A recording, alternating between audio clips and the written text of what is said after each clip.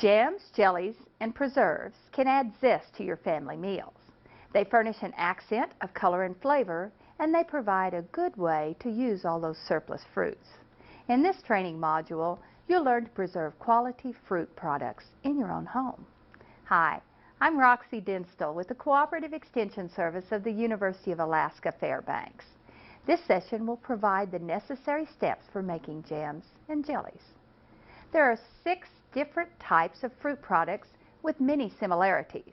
All are made of fruit and sugar, and all are gelled to some degree. But while most of us use the terms jams and jellies interchangeably, there is a difference.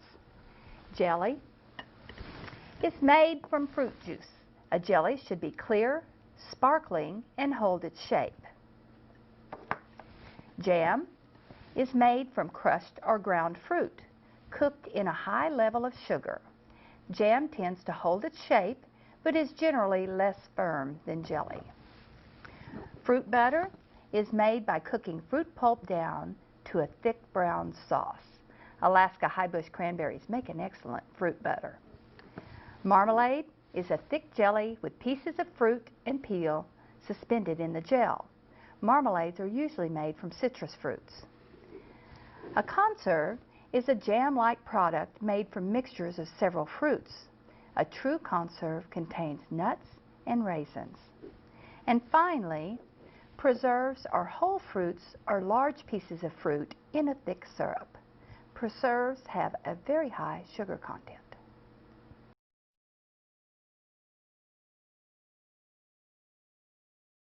The equipment that's needed for canning jams and jellies is a water bath canner with a rack to keep the jars off the bottom of the container. You'll need a deep kettle to make your jelly or jam in, a jar lifter to lift the jars in and out of the hot water. Of course, you'll need jars with 2-piece rings and lids, a spoon for stirring. You'll need some cheesecloth or a jelly bag for straining fruit, a canning funnel, a ladle, towels, hot pads, and paper towels for cleaning the top of the jars. You may need a wire whisk to get rid of the lumps in your pectin, and either a candy thermometer or spoons for testing the gel of your product. And the final thing is a timer.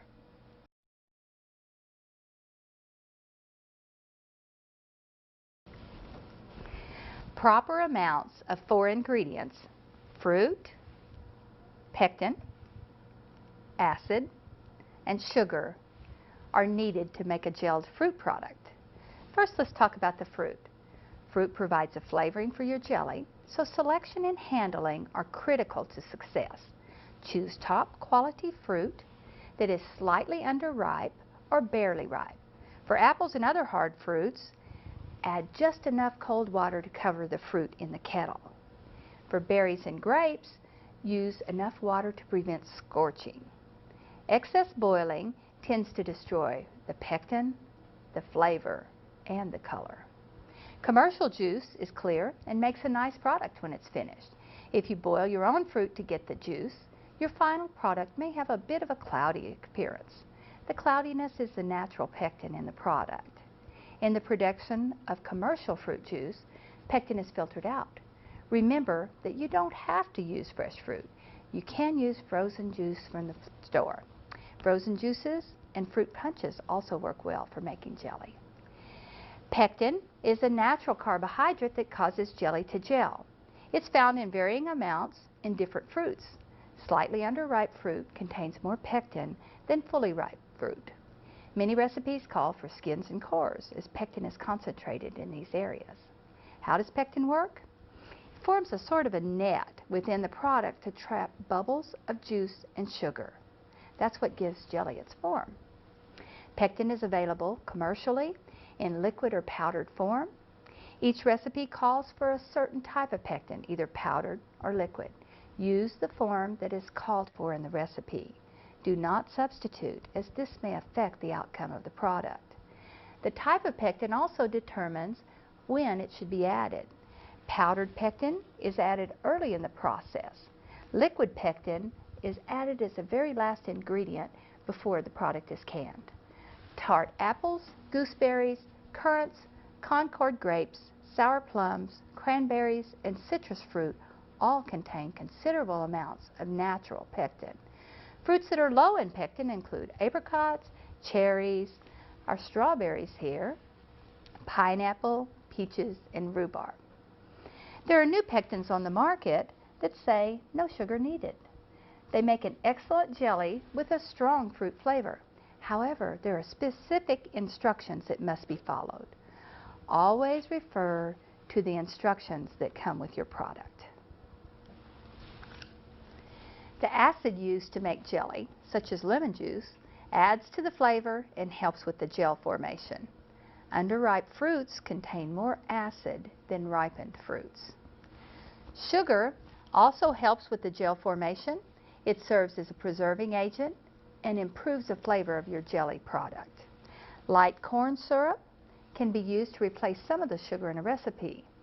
Without added pectin, 1/4 of the sugar can be replaced with corn syrup.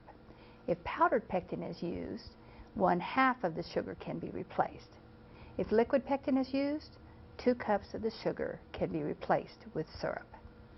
Honey can also be used to replace sugar, but be sure to use a light, mild flavored honey. In recipes without added pectin, honey can replace 1/2 the sugar. If pectin is added, 2 cups of honey can replace 2 cups of sugar in most recipes. In small recipes, 3/4 to 1 cup of sugar can be replaced by honey.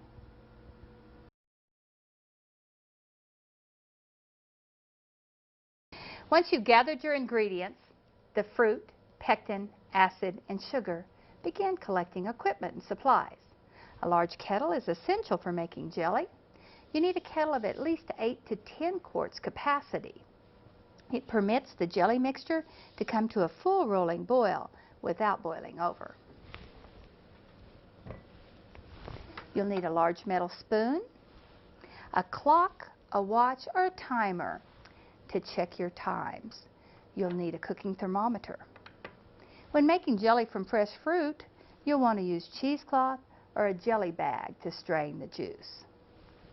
To store your jam or jelly, you need jars, lids, and rings. This is a 2-piece jar system. The lid has a ring of rubber on the inside. The metal ring screws the lid onto your jar and holds it in contact. The jar lids must be replaced each time you make a jam or a jelly. The rings may be used over and over again as long as they're in good shape with no rust. Rust creates a barrier that may keep the jar from sealing completely. Canning jars can be reused as well. To check the condition of the jar, run your finger around the top. Check for chips or a crack. A chip or a crack on the top of the jar or rust on the ring may keep it from sealing, so check your jars carefully. For the boiling water canning process, you'll need a second large kettle for processing the jars. A jar funnel is useful for filling the jars, and a jar lifter is necessary for moving boiling hot jars. In preparation for jelly making, sterilize the jars. Place your jars in boiling water to sterilize them. Anything that's processed for longer than 10 minutes doesn't require sterilizing the jars in advance. The 10 minutes of processing time will kill any microbiological activity that's in the jar. So if your recipe calls for 10 minutes of processing time, you can simply use clean, washed jars. Most jam and jelly recipes, however, suggest shorter cooking times, so jars should be sterilized. The flat lids should also be prepared with a small amount of water. Always follow manufacturer's instructions. My instructions say, have the water simmering, drop the lids in, bring it close to a boil, then turn the heat off. Keep the lids in the warm water to keep the ring of rubber soft. This will aid in the sealing process. With all your supplies at hand and the jar sterilized, you're ready to begin the process of jelly making. There are two types of jellies, those that are made with added pectin and those made without it. The use of commercial pectin simplifies the jelly making process and yields more jelly per volume of juice. When you boil it longer, you concentrate the juice and it gels, but it results in less jelly. If you choose to use pectin, it will be faster and the gelling point is easier to determine. Jelly made without added pectin contains less sugar and has a fruitier taste. To prepare the fruit, we're using apples today. We're going to cut them into small pieces. Don't peel them. Don't cut the seeds out. Leave the cores in. And we're going to put them into a saucepan. Now, one thing to be careful about is if you have any bruises, make sure that you cut those bruises out because they will flavor your apple at the end. Now, I'm going to cut up all my pieces and I'm going to put them in a flat bottom saucepan and add cold water. For apples and other hard fruits, we're going to add up to a cup of water per pound of fruit. If you're doing berries or grapes, you only use enough water to keep it from scorching.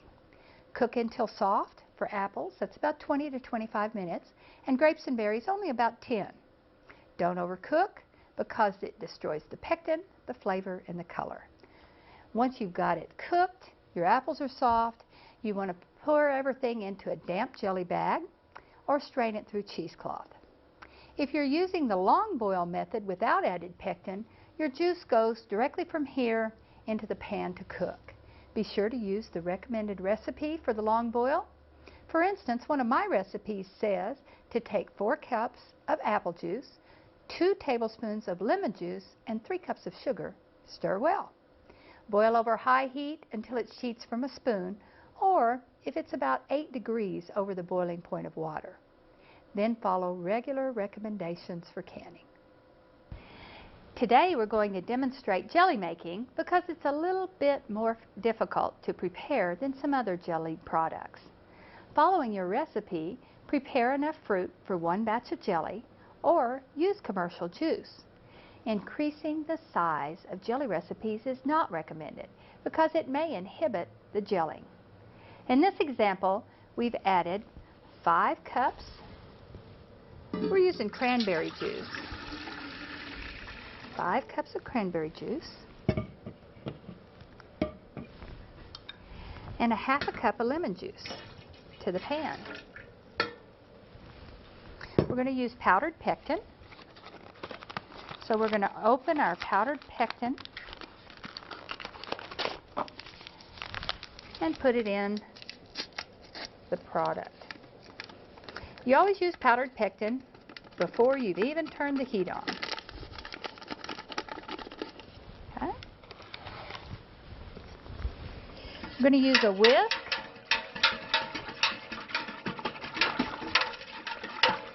to make sure we get all the lumps gone.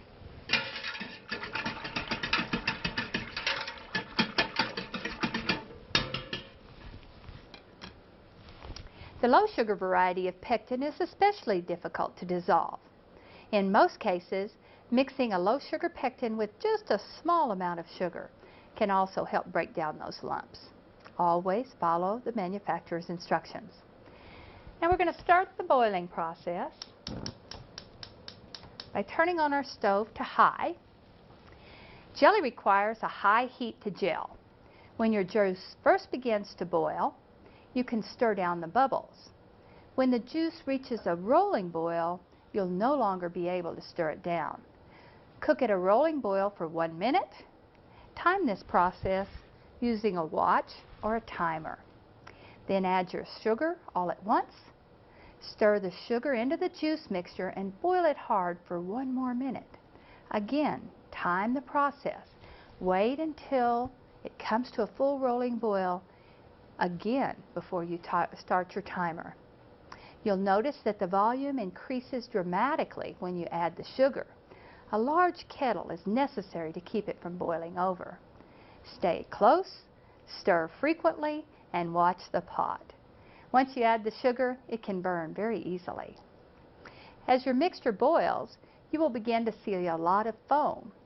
Some recipes instruct you to add 1/4 teaspoon of butter to the product to help stop the foaming process. This is optional.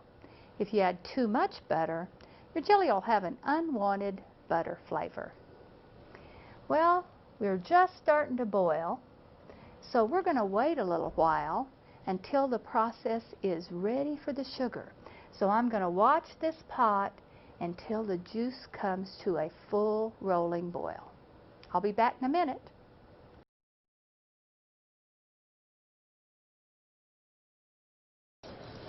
Okay, I've got a full rolling boil.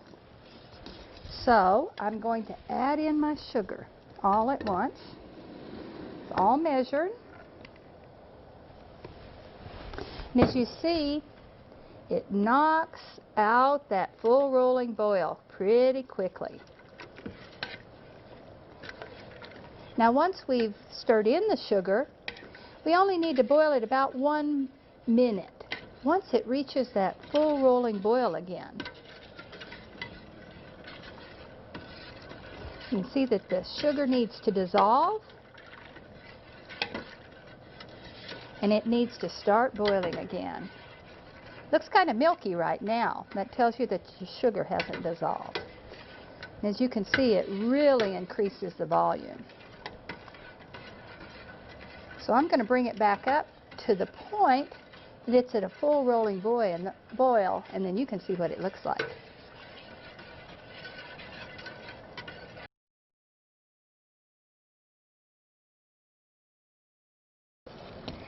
As you can see, I've got a nice rolling boil. Lots of foam right now, but it's boiling just exactly like we want it. We stirred in our sugar, and now we come back up to a full rolling boil. So I'm going to check my clock, and I'm going to boil it 1 minute. Now, to make sure that I'm hitting the gelling point, there's one of 3 different methods that you can use. You can put a small amount of your jelly mixture into a bowl and put it in the freezer, and in just a minute it'll cool off and you can poke at it and you can see that it's gelled. You can dip a cool metal spoon into the boiling jelly mixture. When the 2 drops, it drips, drips, drips, and then it begins to come off in 2 drops, and then it sheets off the spoon. We know that the jelly is done. Some people like to use a candy thermometer and check the temperature. The gelling point is 8 degrees above the boiling point of water, which is about 220 degrees here. So you take 212 and you add 8 to it and get the boiling point. Now when your jelly mixture reaches the gelling point, turn off the heat and prepare to fill the jars. We're not quite there yet, but I'm going to boil it just a little bit longer. We've got about another 20 seconds.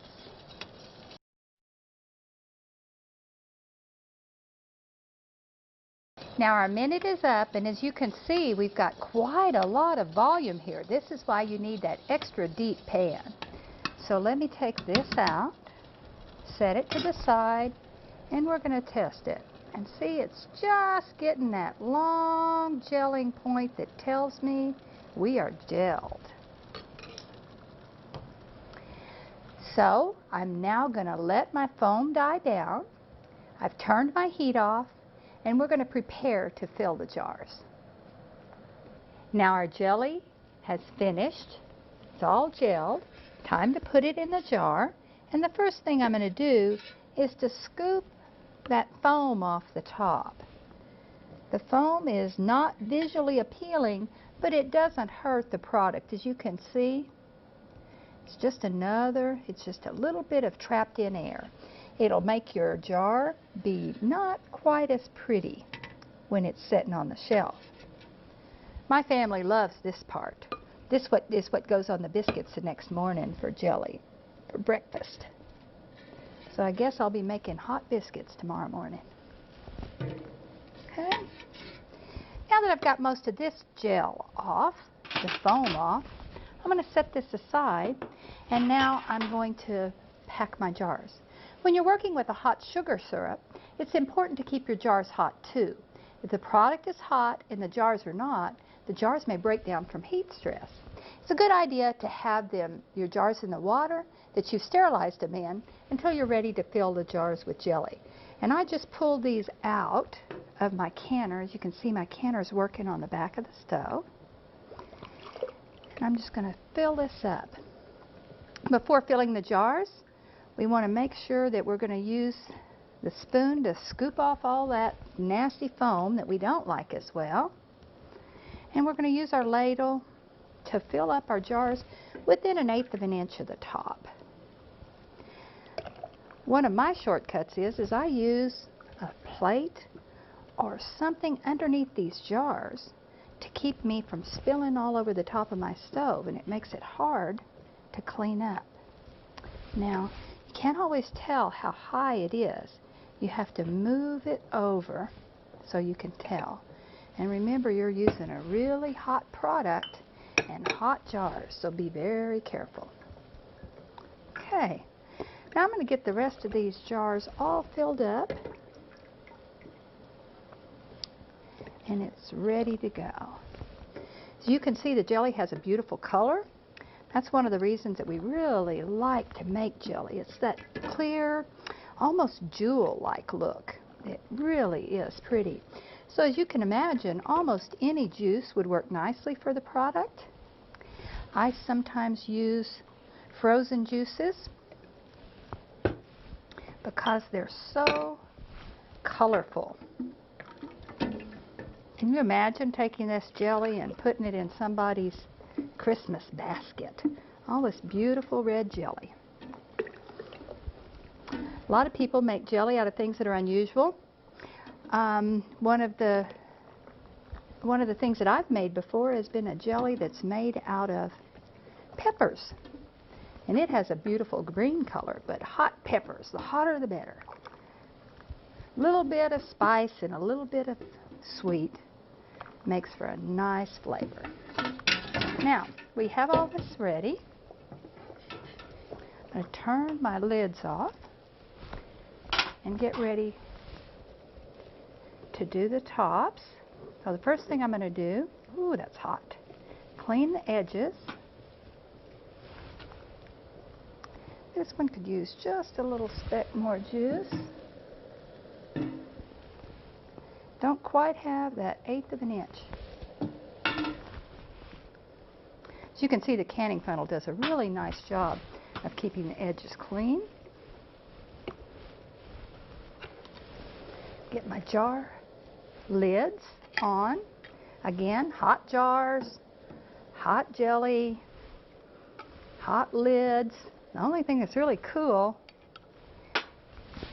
is our rings. They should be finger tight to hold the lid against the jar. Now, don't want to over tighten the ring, as it'll compromise the seal. Jelly can be stored in the refrigerator after the jar is cool. As long as it's gelled, it's safe in the refrigerator. Because it has a high sugar content, there's less microbiological activity, but mold will still grow in the refrigerator. By processing the jelly using the boiling water canning method, you can ensure that your jelly will be kept at room temperature, can be kept at room temperature for up to a year. So we're ready to go in the canner. Now that my jars are ready to go, I'm going to place them in the boiling water bath. Again, we have a hot canner, boiling water, hot jars, and hot jelly. So all I have to do now is wait 5 minutes. It's boiling again, so I need to set my timer for 5 minutes and it'll be ready to go. So I'll come back in a minute and you can see the finished product. And then we'll make some jam. Jams are simple to make. They require cooking down a crushed fruit until it thickens. Some require added pectin Others have enough natural pectin for gelling. Again, always use an improved recipe. For our demonstration today, we're going to use blueberry jams that feature our Alaska wild berries. The recipe requires 4½ cups of blueberries, ½ teaspoon of cinnamon and ½ teaspoon of clove, the lemon juice from 1 lemon, the zest from 1 lemon, and 7 cups of sugar. We also need 6 ounces of liquid pectin. We're going to open our liquid pectin, and I've cut the tops off of them, and they're standing upright in a cup or a glass. It makes them, they're particularly difficult to cut, so make sure you're ready when you put everything in. We're going to put our blueberries,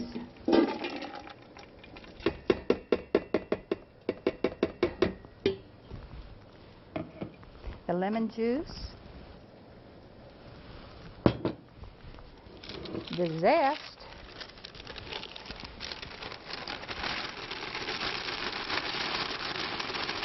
lemon and blueberries have a really nice flavor together. And then we're going to add our cinnamon and cloves and our sugar.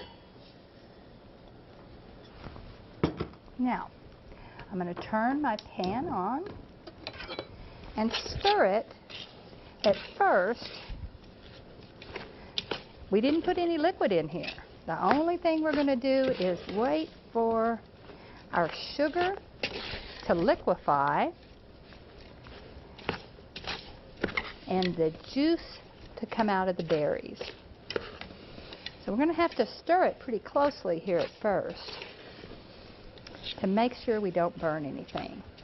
As you can see, lots of sugar and your berries. No liquid yet.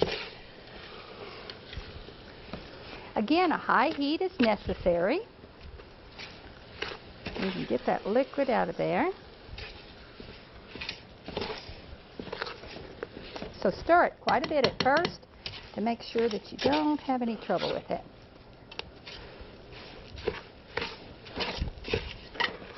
Smells great. Blueberries just remind me of summertime. They have a heavenly odor, and particularly when you add the cinnamon and cloves with them, my goodness,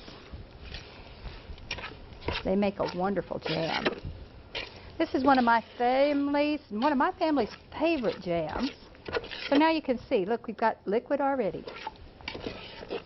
Okay. So now that I've got it beginning to liquefy a little bit,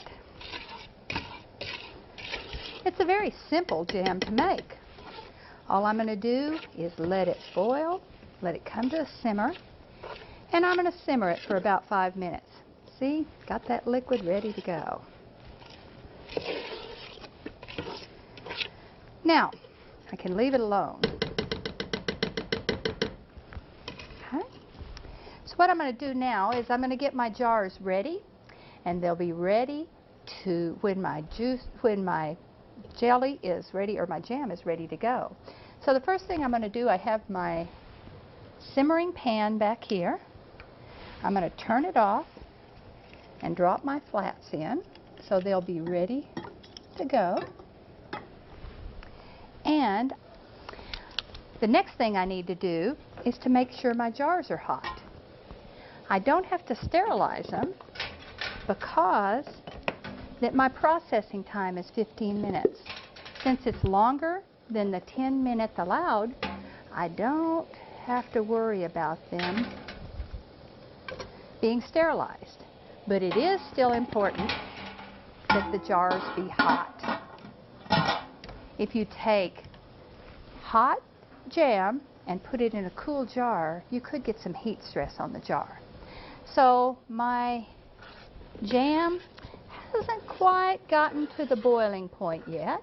It's not simmering, but it smells good, and that's a good thing. But what we're going to do is y'all give me a little bit of time to bring it up to the right temperature and to simmer it for 5 minutes, and then I'll be back and we'll package this jam.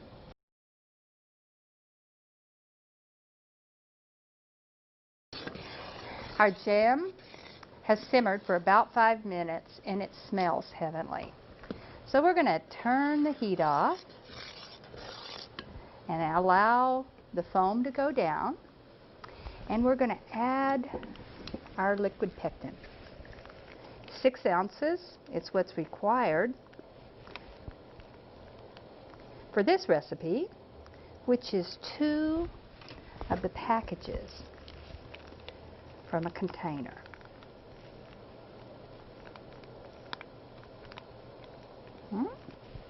Now the pectin is added in the last thing before it goes in the canning jar.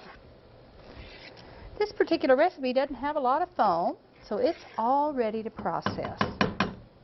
My jars just came out of the canner where they are nice and hot, and all I'm going to do is now to fill them up. Again, I'm using a canning funnel, and that canning funnel helps keep the edge of my jars nice and clean. And I'm going to fill them up within 1/4 of an inch of the top.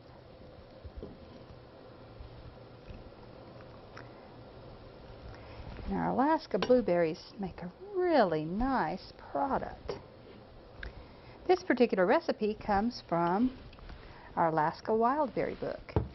If you don't have a copy of it, be sure to drop by your extension office and pick one up.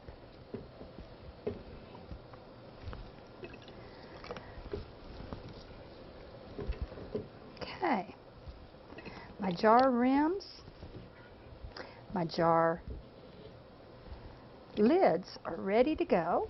They've been heating in the water until they're nice and soft. Blueberries can make such a mess in your kitchen because they stain everything. I always laugh about in the summer, I always have blueberry hands. My hands can tell that they've been picking blueberries.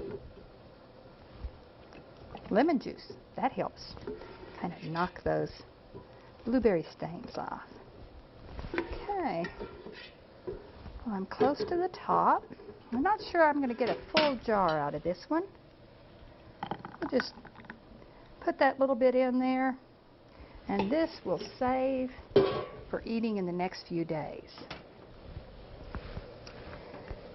My lids are ready. I'm going to clean the top. If something as simple as a stem or a seed might be on the outside and it'd keep it from sealing, we want to make sure we get this all ready to go. Okay. Now they're ready to go into the canner for processing. Depending on how much you put in the canner, it may stop it from boiling. My 2 little jars didn't make a big difference. So I'm going to go ahead, I'm listening to it, it's coming back to a boil again. So I'm going to set my timer and I'm going to wait for about 10 minutes and it'll be ready to go. So I'll come back in a minute when the jars are all finished and we'll label them.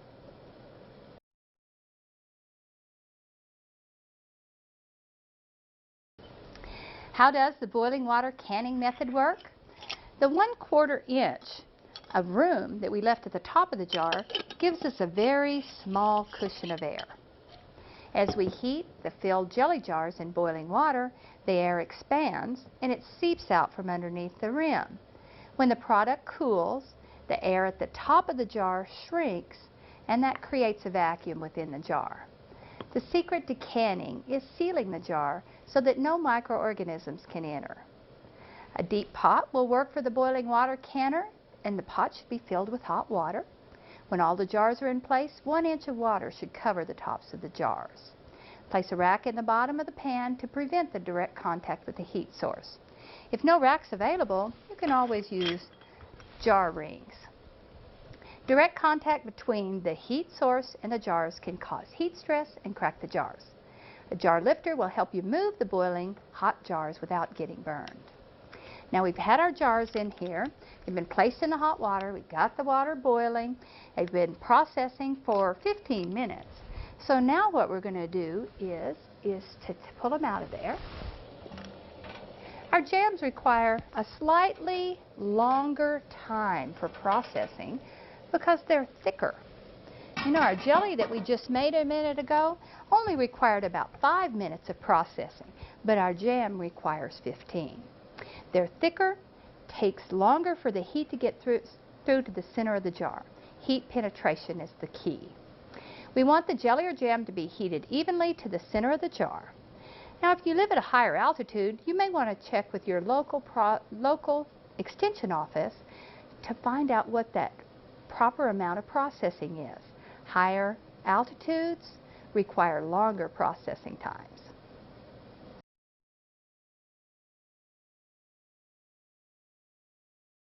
As you can see, I've removed my jars from the canner. I have my blueberry jam and my cranberry jelly sitting here on the cabinet.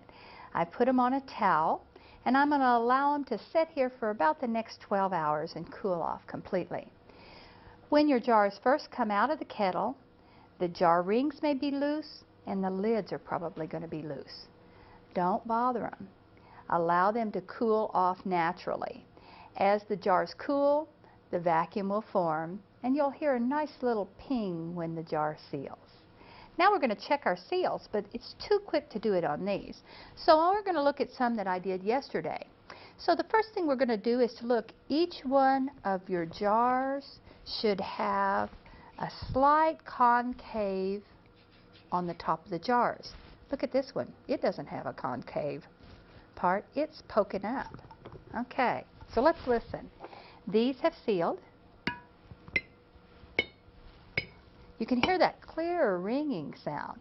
Tells me that the jars are in good shape and they're completely sealed. Now listen to this one. Hear that dull sound? That tells me this jar hasn't sealed. So what I'm going to do is take this jar and put it in the refrigerator and use it first. Now as for the other jars, I'm going to mark them with the product. This is salmonberry conserve. And I'm going to put the date so I'll know when I processed them. Be sure to include the date, the name of the product, and the processing time. So what happens if your jelly fails to gel? Happens to the best of us sometime.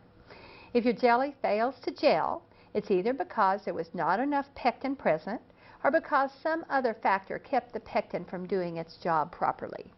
These factors might include inaccurate measuring, insufficient cooking or overcooking, or a doubled recipe. Recooking may remedy the situation. If it doesn't, use the jelly as a pancake syrup or a waffle syrup or spoon it over ice cream. Now if you really want to make this into a jelly, then what you do is to pick up the publication called Remaking Runny Jelly and Jam from your extension office. We also have an excellent publication on using your Alaska wild berries that our spiced blueberry jam recipe came from. Or be sure to pick up the So Easy to Preserve, which is our all-purpose reference. Now we hope you've enjoyed this training module on making jams and jellies. Visit our website for recipes and additional publications. Happy jamming!